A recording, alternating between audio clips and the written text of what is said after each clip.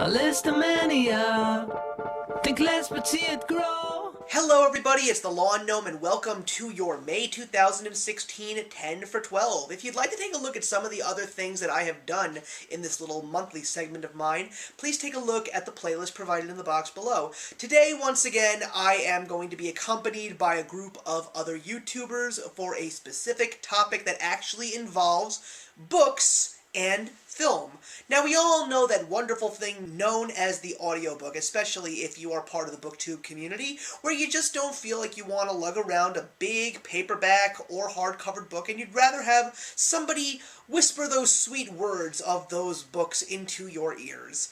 But I actually was thinking of a great idea. There are some books that I would not mind trying on audiobook, but there are certain voices in my world that fit those books so perfectly to make it an enjoyable audiobook listen. So, to join me today, I have Hope from her channel Hope Ortego, April over at April Sarah, and Denise over at Denise Marie. And we are going to be giving our 10 favorite celebrity narrators and their narrations. So I'm going to begin with number 10, The Time Machine.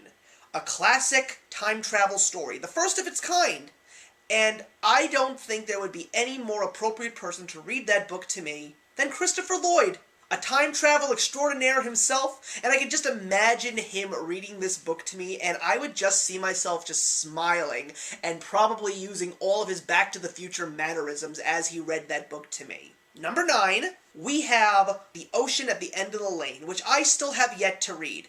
But if there is anyone that's going to read this book to me, it's got to be someone who is very soothing and yet has a little bit of mystery in his voice. So why not Gary Oldman read that book to me? I think you can all see the connection. Number 8 is going to be the first book in the Lunar Chronicles series, now that I've actually read it, and I would definitely not mind listening to it on audiobook. And I think that based on the world that I got from this in my mind, I think that I would love to see Ming-Na Wen read that book to me, because I just feel that her voice will fit the setting absolutely perfectly, especially considering the fact that it has a little bit of an anime vibe to it, and of course her already being the voice of Mulan, to me it only makes sense. The next one is Watchman. Now, I have actually read this book, and I've even actually watched the motion comic of this, and I feel that having it read to me with a male voice just didn't really seem to fit. So I actually feel that a female voice would be even better, and I would love to hear Scarlett Johansson read that book to me, especially considering the fact that I think that she has one of the greatest voices in all of celebrity.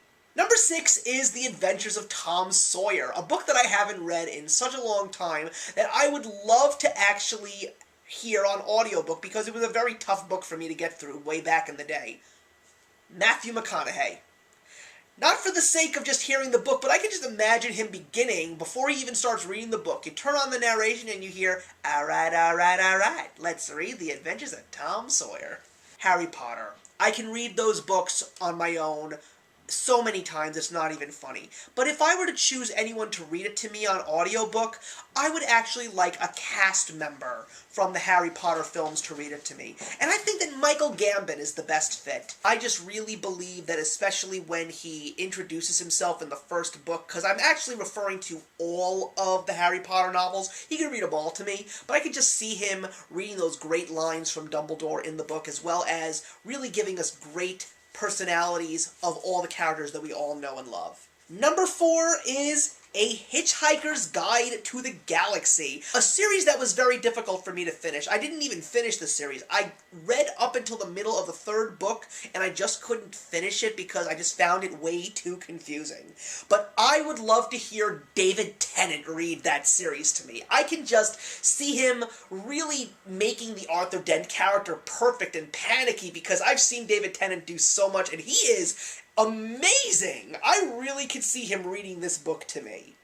Number 3 is the Lewis Carroll classic Alice in Wonderland, and Helena Bonham Carter. Absolutely. She's even been a part of that world to a certain extent, and I really can see her bringing that crazy, loopy, mystical world to life for me. Number 2 is The Hobbit. Not Lord of the Rings, just The Hobbit.